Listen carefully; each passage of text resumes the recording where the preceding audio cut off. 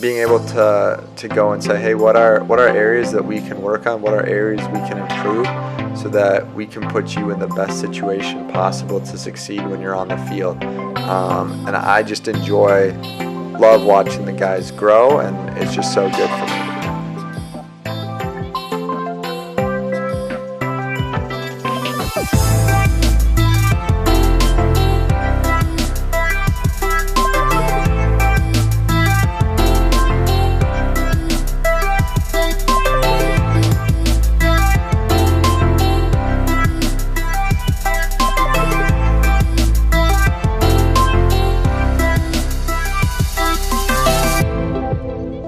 What's going on, everyone? I'm super excited to kick off our next interview of the GBA Real World Series.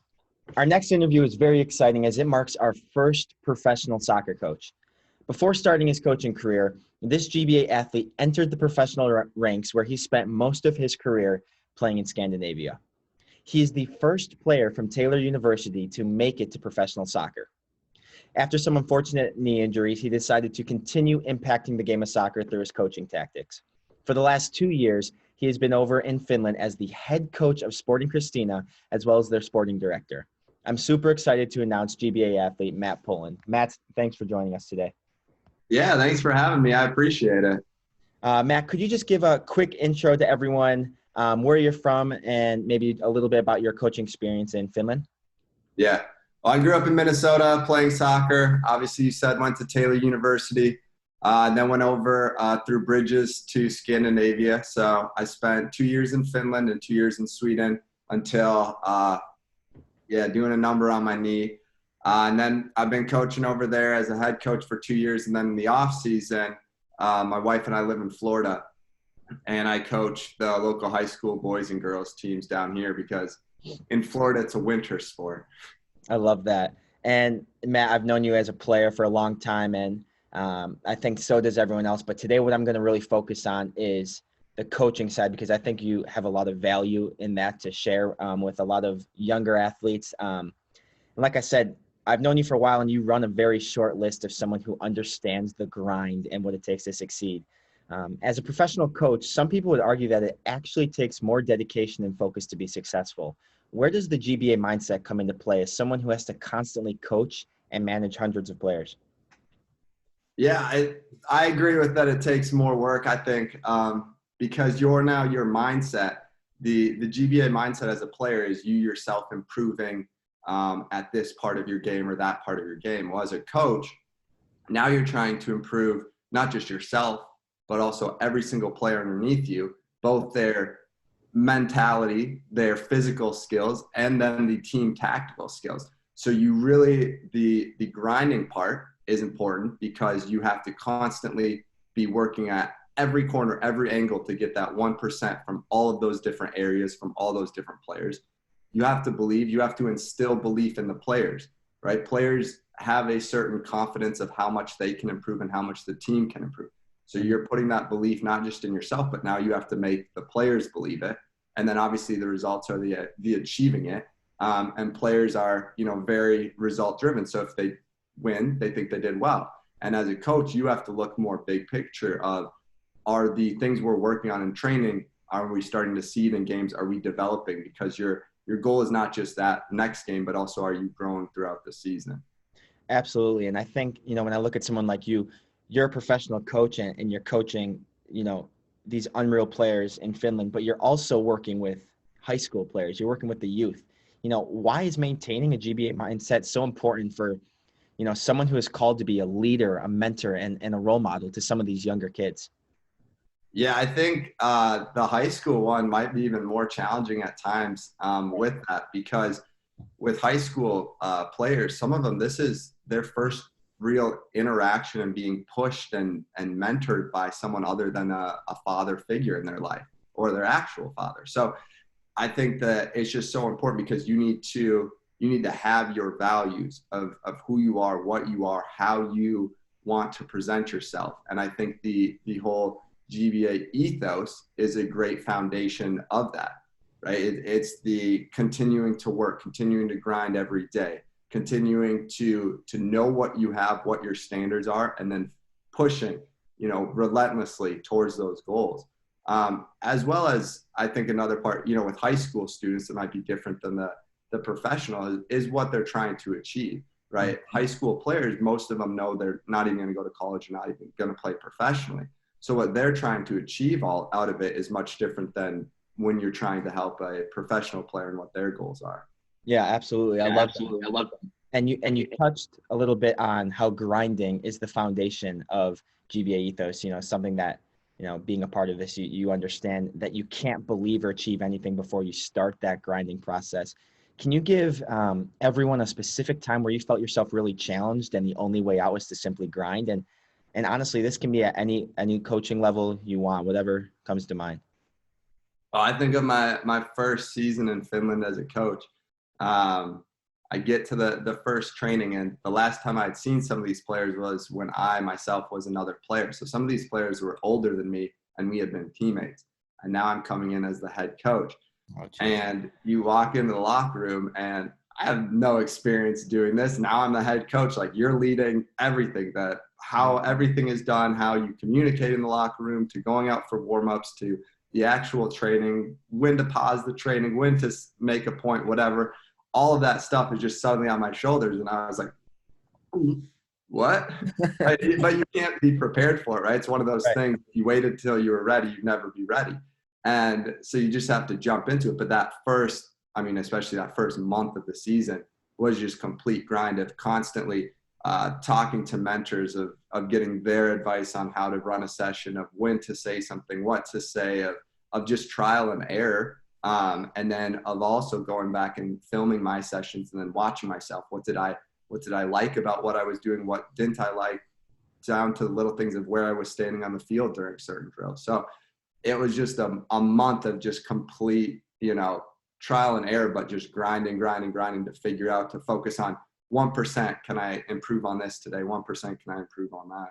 Right. I love that. And I think, from your perspective, you just had to, like you said, some days you just had to go out and grind to get through things, even if you didn't know or it was a new experience. And I think many athletes don't commit to fully having a GBA mindset because they are hesitant with the idea that you put so much emphasis on having strong work ethic, day in, day out. Can you comment on that as a coach and what you're looking for in your players? Yeah, no, I totally agree with that. I think when you put it out there, whatever the goal or the thing is, and then you don't make it, then you have to look yourself in the mirror and say you're a failure. So a lot of players will never say that and will never fully commit, because if they always have an excuse of why they didn't make it, well, I could have put in more time, but I was also doing this or whatever it is. They have kind of a backup reason that they can sleep at night saying, well, no, it wasn't because I wasn't good enough. Now that may help them sleep better at night, but at the end of the day, I think that the complete giving into the grind is going to allow you to succeed. Now, some people will fail because they're just not good enough for whatever the situation is. And that's the reality of anything, especially professional sports, just given the number of athletes out there. So I think what I see a lot with players in regards to that is kind of they go, oh, I'm better than the other player next to me. So they kind of chill where they're at because they're like, well, I'm better. Myself as a coach, I sometimes will give minutes to a player who isn't as good as maybe their counterpart, but I see them putting in way more effort to improve, because as a coach, every player is kind of an investment. So I'm not just investing of where they are today, I'm investing of what their potential is. And the one that's continuing to work and continuing to grind has a potential that's much higher than the one who may be better now, but isn't continuing to put in that same work ethic. I think that, that piece of advice you just gave is so important for players who are trying to, aspire at the highest level. I think a lot of people don't see that. But like you said, you're not always going to succeed, right? And I think that's one of the coolest things about GBA is that you can take this for a professional sport and, use this as a template to really grind and get there. But at the end of the day, one of the reasons why I call this GBA Ethos is because it's the culture of grinding. I mean, you look at your career, you look at your career as a player and a coach, but you also look at your career off the field. And I think that having that personality and that belief of grinding in yourself every day, whatever your craft is, I think that's something that, can help people just succeed in life in general. Um, so we've talked a lot about what it means to have a GBA mindset, and how important it is to see that from other athletes, especially from a coaching perspective. My last question is the following, and I've asked this on every interview. Who would you say has been your role model throughout your journey? Someone who has instilled, that GBA mentality of working hard regardless of what others say. I'm looking for one personal, maybe one non-personal one. Yeah, I have one person and I have one story that's kind of motivating for me. Perfect. So the personal for me would be my father. He grew up in a military divorced family and lived with his mom in Chicago, 3 younger siblings, slept on a couch, never out of bed, and had to work every night after school just to put food on the table for his younger siblings. So he then continued going, went to college, got into Northwestern Medical School, but couldn't go because he couldn't afford it. So he had to go to another medical school.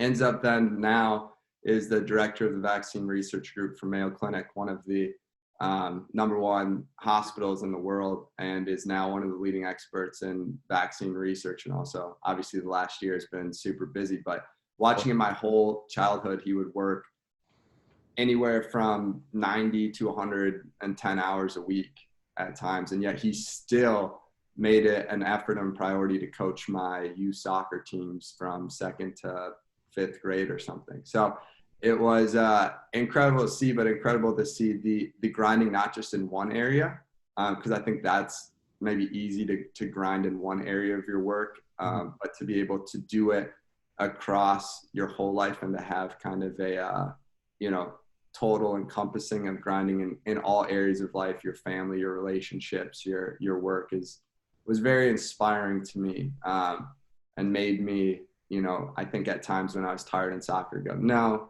I'm not actually that tired. I can go to the gym and do a little bit more work. I love that. And then the story that I have is a guy named Joseph Akwari, and he was a runner in the 1968 Mexico Olympics.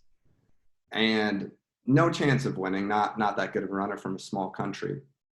And during the run, he falls, dislocates his knee, hurts his shoulder, everything. At that point, you're not going to win. You're halfway through the race. Just give up at this point. You made it to the Olympics. Right. Every other racer finishes. They have the ceremony at the podium, everything. Sun sets. This guy's still out running, still out trying to finish. Camera crew hears about it, comes back, starts filming him. He gets in an hour and something after the rest of the racers, just drags his body there. And reporter sticks a microphone in his face, and they go, "What? Like, you knew you were the last runner to finish. You knew you weren't going to win. Why did you finish?" And he said, "My country didn't send me here to start the race. They sent me here to finish the race."